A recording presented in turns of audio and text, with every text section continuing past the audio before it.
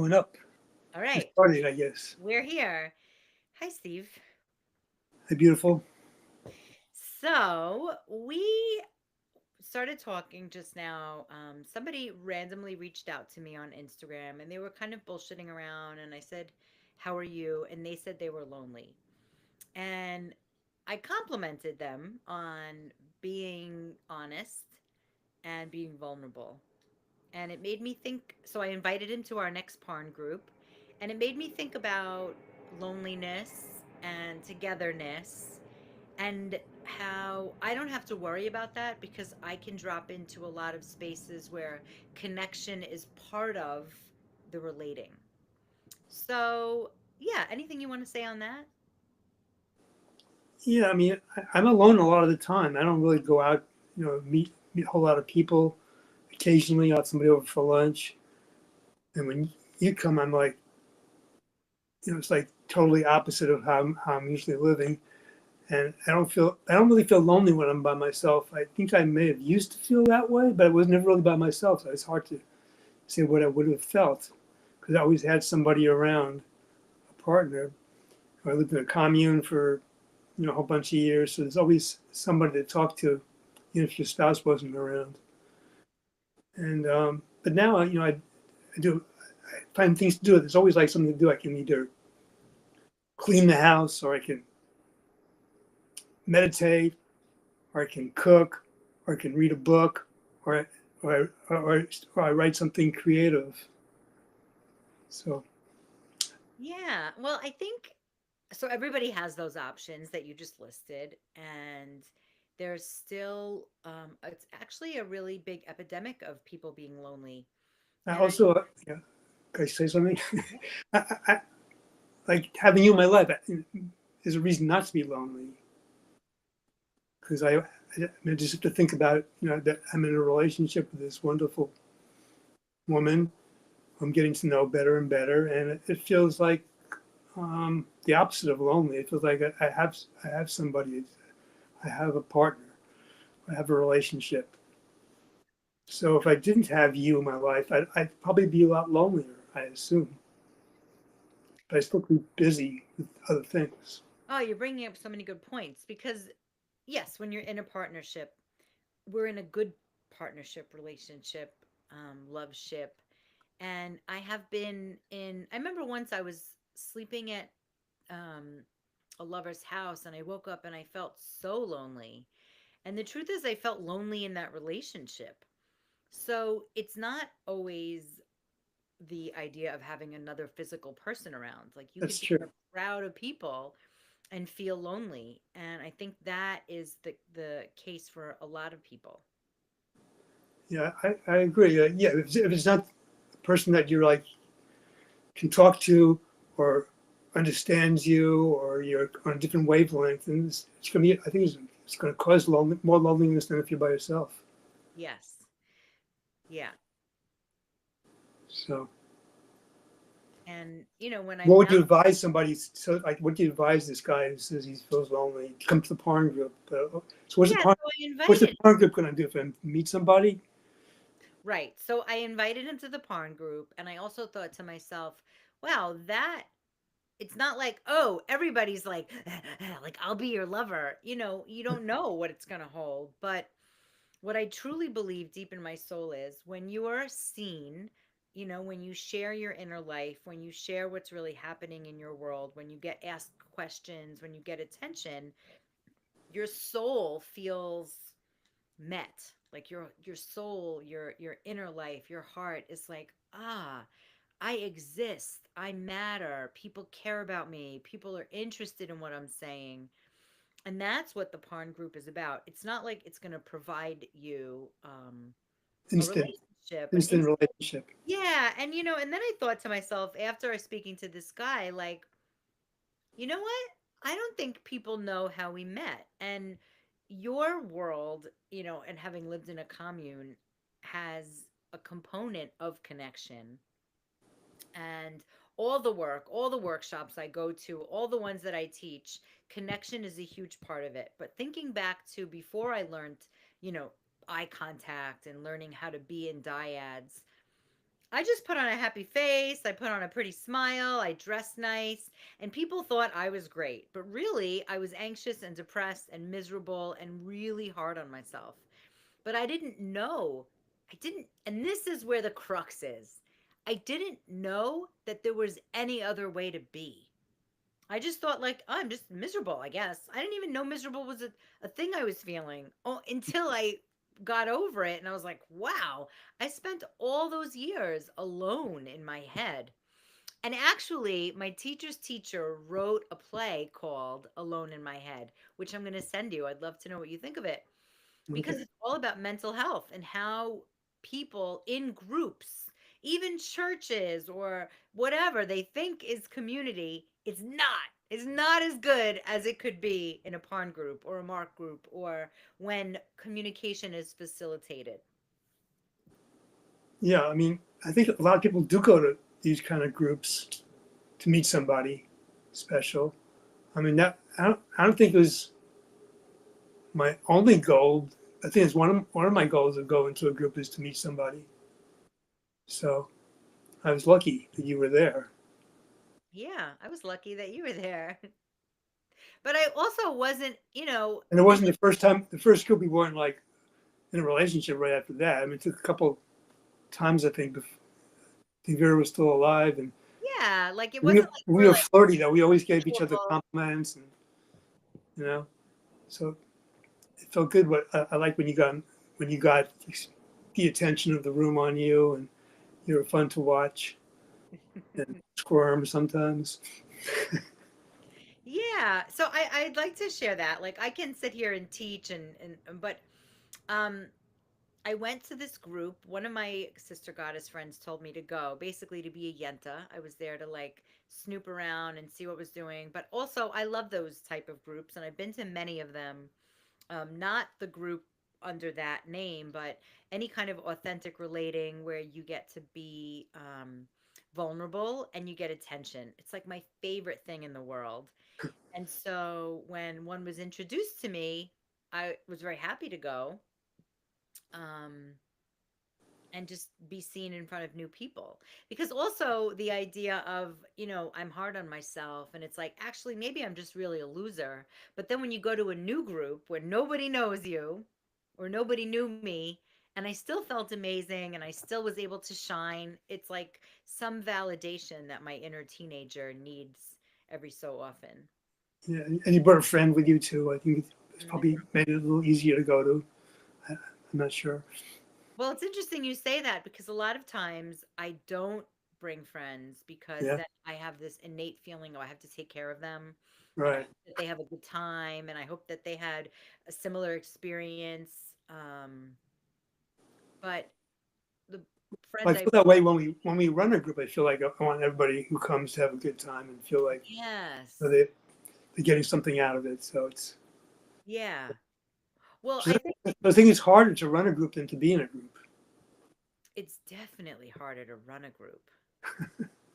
But, I think it becomes before then, it becomes part of how to explain the group because I can get excited and say, "Oh my God, it's so amazing. It's where I met my beloved, la la la." And people are like, "Ah, what is she giving us?" Yeah, But it really is, you have to be excited about communication and sharing and getting attention. And if you're not excited about it, at least get curious enough to see why does Shane love it so much or why do other people love it so much? Because if you go and I've witnessed some of the people who show up like this who I've explained it to in a very excitable way. The way I explain it, it's like, wow, what's going to happen? And then it's very calm and sort of intense and slow paced and sometimes it's boring or annoying. So it's about communication and it's about being witnessed or seen. How would you describe any of these groups and especially the pawn group? well, I mean, each group is different depending on the people there, the questions that are asked, who's leading the group. I know, like sometimes, like we call them hot seats, and they really get hot. Like you start sweating under your arms, and you know, so it's not like easy questions always. And actually, I think you get more out of it when the questions aren't easy. Probing questions.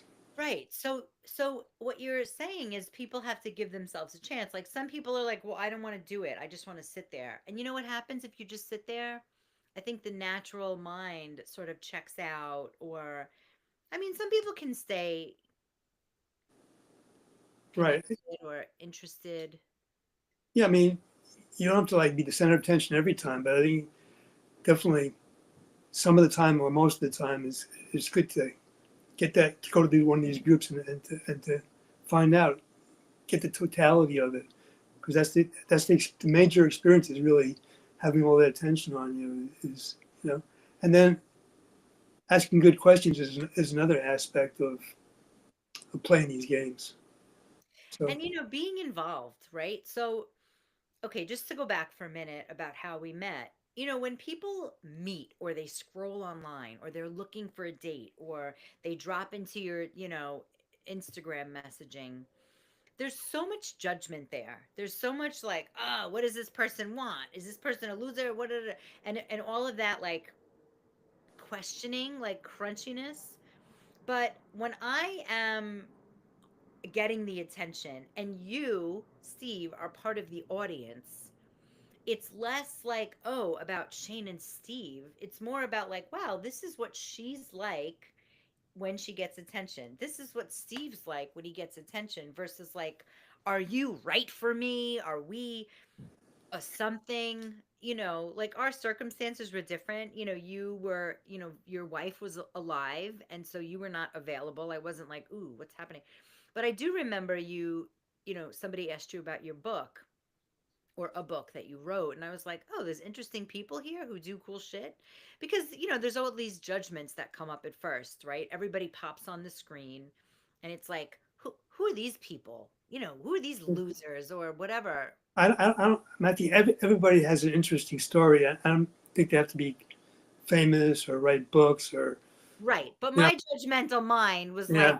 who are these fucking I losers? want to know about whoever shows up. I want to find out as much as I can about them. Yeah, but you're amazing and that's interesting. But if somebody's dealing with loneliness and they Yeah. come on the screen and everybody's like not their kind, not their age, not interested from the get-go, it might be hard. But if you come with a beginner's mind and you come with your curiosity and wonderment, Right.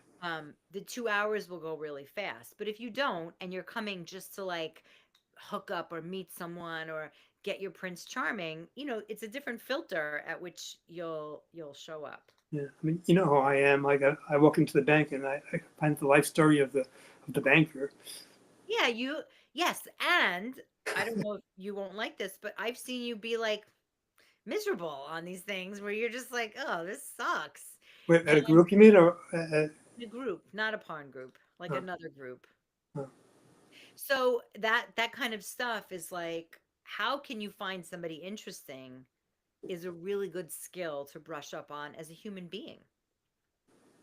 I And agree. to get out of your own head and oh, I'm using this to get out of your own head and to get curious about another is really part of the Parn principles. Yeah. I think it's good for your soul to get out of your own head and get into somebody else's head and try Yeah. to send them love and give them love and show them attention. And, you know, Yeah, and get curious. Like the idea that somebody is like, "Here I am. Ask me anything you want." We're so trained to be polite, to ask nice questions. Where are you from? What is your, what do you do have a for a great living? day. Yeah, what'd you do today? And this group is more so about like, what are your deepest fears? Like, what are your wishes? What do you do when you're attracted to someone? And when you ask these questions, you actually build a connection. It's like a neuro connection. What's the word? Like the when you it's like the mirror neuron. Mirror somebody. Yeah, when you get really curious about what's happening in someone's world, um, you become a better person. So it You doesn't have to you just be become them for a while. When you attention, whatever your attention is what you become. So you kind of become that person. Yeah. when if your attention's on them fully enough. Yeah. It's really good to go with live groups because then you can really focus on the person. At these Zoom groups, sometimes it's hard because Right. they disappear or somebody else shows up on the Or you see the light come on and they're on their phone. Like, I'll admit I also have this cellular phone addiction. And, when I'm with you in person, I'm not on my phone as much. Like I'm doing work, I'm doing creative stuff, right, but I'm not using it the same way. And and what I noticed was when I'm doing that, I'm looking for connection. Like I'm looking for something to light me up or a person that's interesting to me. I'm looking to get inspired. right. When I'm with you, I have that. So I don't have to turn to my phone so much. So to admit that you're lonely is really powerful. I encourage you to maybe share that in the comments. Um, if you're watching it live right now, or if you're just Yeah, watching it. why is anybody calling me? I feel that way Yeah, sometimes. why isn't anybody calling me? Why am I not invited? Because you know what happens sometimes if you are invited, what do? I've had people that talk about their loneliness. So it's like if your loneliness is all encompassing, there might be some days where you are out and about talking about your loneliness, but if you encourage yourself to continue to show up, that lonely feeling inside will start to dissipate. Yeah. Well, I guess if your attention's on your loneliness, you'll stay lonely. Yeah, that's true. That's true. And not one group is going to help Mm. you. Somebody else was in our group and they said, "Oh, I can tell this is not my crowd of people." We Right. have all these really smart reasons why we should stay And alone. there's no such thing anyhow. Everybody's different, and there's no crowd there. I mean, you never know who's going to show up. Well, especially because we are big believers on inclusivity. Like we're not everyone doesn't look the same. There's different ages and sizes and all these things and it's really important to give to give yourself a chance to be seen. Yeah. I was also listening to one of these podcasts the other day. It was about some Buddhist lecture, and they were talking. I forget what they actually talking about. They talk about right effort, and right effort doesn't mean like you're struggling and efforting, and it doesn't mean like you're just casually kind of ignoring everything either. It's kind of an in between place. It's the middle ground. I think middle ground is always a good place to play from. I love that. The right effort. Yeah, and it's like they call it, I guess, Buddha, because he was back then. They had lutes. He said it's like tuning a lute. So if it's too, if you too much effort, you got to loosen the strings, and What's a lute? An instrument. it's like a guitar, it's a stringed instrument. So we could have a guitar. So and if it's too loose, you got to tighten it, and if it's too tight, you got to loosen it. Mm, So depending on where you're coming from, is what the right effort is. I love that because I don't know why I keep talking about the most distant people, but I think the idea of sitting home, scrolling, looking for a date or looking for connection is really too close to being like in the distracted mind or just like not being intentional. But what you're saying is like what I believe, and it's my first commandment in my coloring book is show the fuck up. Like Yeah. show the fuck up, not just physically, because you can still feel lonely, but show up and be present. Were you And ever on that a dating app? a date. You Oh yeah, totally. Yes. What else do you want to know? That's did fun. you ever meet anybody you liked, or Yeah, one you guy did? we dated for a year, Yeah. and his mom got brain cancer, so that ended because of that. But Really? we had circles of friends together, so sometimes it just, it brings the peace that you You need. ever like contact him since then, or your friends still, or No, I thought I don't keep in touch with lovers, but see, these are the kind of questions you ask at a porn group. I love it. I start to soften. No, we're not in touch. We tried to be in touch, but I had too much story going on about him. I Well, couldn't be present. It was really awkward most of the well, time.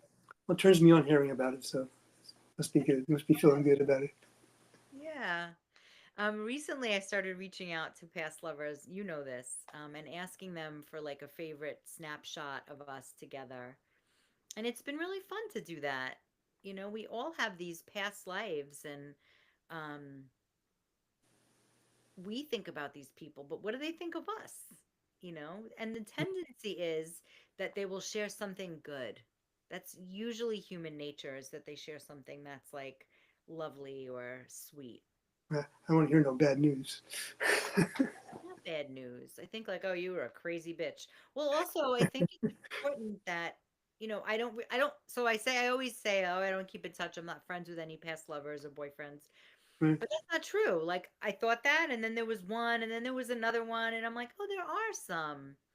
And what I get the most, what I've gotten the most is like that I'm still the same, just like people watch me enamored, and that feels really good. And Mhm. one said like, "Oh, that you're such a lucky guy." Like, it's been nice. Yeah, I'm a lucky guy. I said that he is a lucky guy. That was my response. How about you? Have you been on any dating apps? Not really. I mean, I signed up for this one thing, but I never really became a full member. I was like on a trial thing. So I got all these likes from people, but I couldn't respond to them, so I could never communicate to them. And then I met you, so I said, "What the hell? I don't need this. I'm not gonna Nice.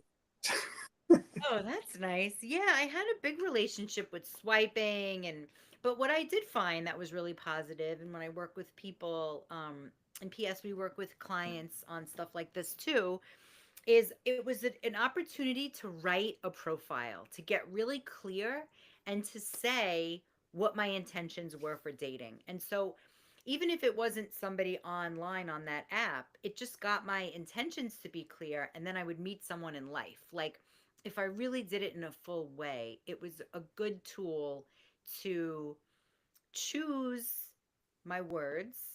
And I worked with this one woman once, and she said she was getting all these kind of like wimpy guys, and she didn't know what the problem was. So we worked together on her Yeah. profile, and I had her add the word warrior, like she was seeking a warrior. The Uh, whole thing changed. well, It was like so cool how that happened. yeah, I have a friend on Facebook. She wrote a book about um, how to present yourself on a dating app. Oh, what's the book? Tell everybody. Maybe it's a good book. I don't remember the name, and I don't remember her name either. Oh. But I can look it up because I see her thing every once in a while. Yeah, let's put it in the comments Maybe because I'll invite her to the oh, group. invite you to the Parn group. Yeah. And we have them monthly. I think I mean, I'm dreaming of we're in May now, like June, July, and August for them to be in person. Something really juicy about that, just being in person is nice, and getting attention, and feeling your heart beating while we're in the room together. Hmm. Something cool about that. And what else? I think that's a wrap. That's a wrap. So Steve and I are available for couples work, and that is something we can do on Zoom, or if you plan ahead in person. And you can ask us questions about that. We'll share more as the weeks come. And if you have any questions or any topics for us you want us to discuss, we have tons of information and experience, and we like to be asked questions. We love to be asked We questions. love to be asked questions. Um, and that's it. All right. All right, I'm going to stop this. Thanks for watching, and stop.